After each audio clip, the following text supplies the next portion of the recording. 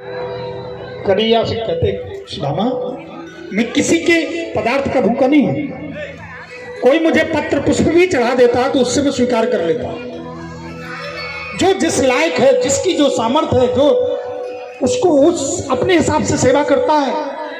मैं तो समर्पण को देखता हूं, किसी के पदार्थ को नहीं देखता हूं। इसलिए जो भी मेरी भाभी ने दिया हो दे दे।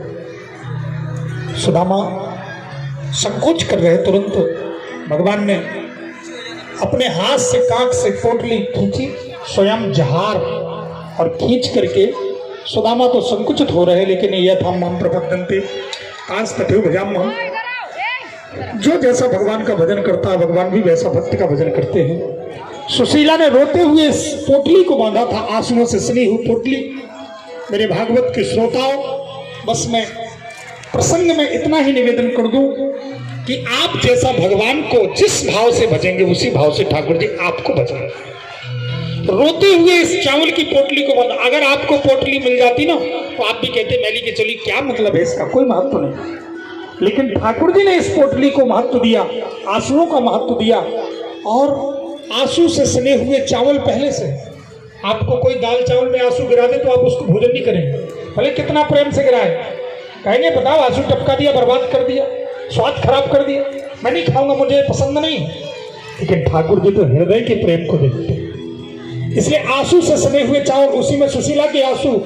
और जब गांठ खोली तो आंख से आंसू टप टप गिरने लगे। उन्हीं चावल में पहले से भक्त के आंसू और उन्हीं चावल में भगवान के आंसू मिल गए। जिसमें भक्त और भगवान दोनों के आंसू मिल जाए, उस चावल का कौन स्वाद वर्णन कर सकता है। आज ठाकुर जी ने मुट्ठी में उठाया, आंसू से सने हुए मुख में डाले चावल और आंसुओं के स्वाद का वर्णन करते हुए, रुक्मिणी, सत्यभामा, जामवंती, तुम लोग पूरी ताकत लगा के भोजन बनाती हो और ये स्वाद तुम्हारे 56 भोग में नहीं मिलता है जो आज मुझे सुदामा के और सुशीला के चावल में मिल रहा है। रुक्मिणी जी समझ गई, मेरे प्रभु इतने भावुक है, इतने करुणा निधान है कि एक ही मुट्ठी में ब्राह्मण को सब कुछ दे दिया।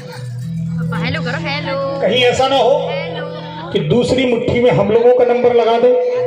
इसलिए रुक्मिणी जी ने दूसरी मुट्ठी में पकड़ लिया। कन्हैया ने कहा ये क्या किया? रुक्मिणी जी ने कहा हम लोग तो आपकी अर्धांगिनी है ना, अर्धांगिनी का अधिकार होता है आधे प्रसाद में, हम लोग भी प्रसाद ग्रहण करेंगे। बांट करके खाया। ठाकुर जी ने कहा रुक्मिणी पूरी ताकत लगा के भोजन बना, बढ़िया स्वादिष्ट भोजन। और भोजन तैयार हुआ।